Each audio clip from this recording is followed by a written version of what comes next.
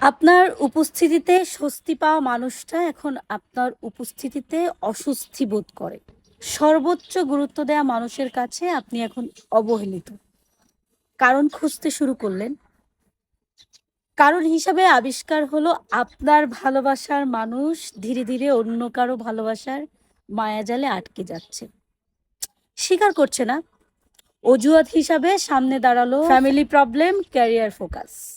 আপনি তো এবার একদম সিওর হয়ে গেলেন। আপনার জন্য তার ভিতর আর এক বিন্দু পরিমাণের ভালোবাসা নেই।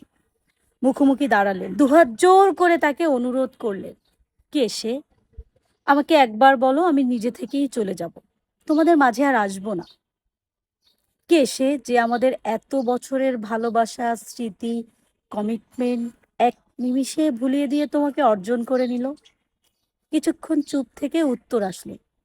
তুমি ভুল বুঝছো। এমন কিছু না। আমাদের সম্পর্কটা টক্সিক হয়ে গেছে। আমাদের একটা ব্রেক দরকার। আপনিও মেনে নিলেন। সপ্তাহখানেক পরেই দেখলেন আপনার সামনে থেকেই অন্য কারো হাত ধরে হেঁটে যাচ্ছে। আপনিও জেনে গেলেন সে কে। এই পরিচয়টা যদি সেদিনই দিয়ে দিত, হয়তো আজ তার চোখের দিকে তাকিয়ে একটা মুচকি হাসি দিয়ে কথা বলতে পারতেন। সেই অপশনটুকুও যে সে রাখলো না। বুকের ভিতর কি যন্ত্রণা, আমি ছাড়া কেউ জানে।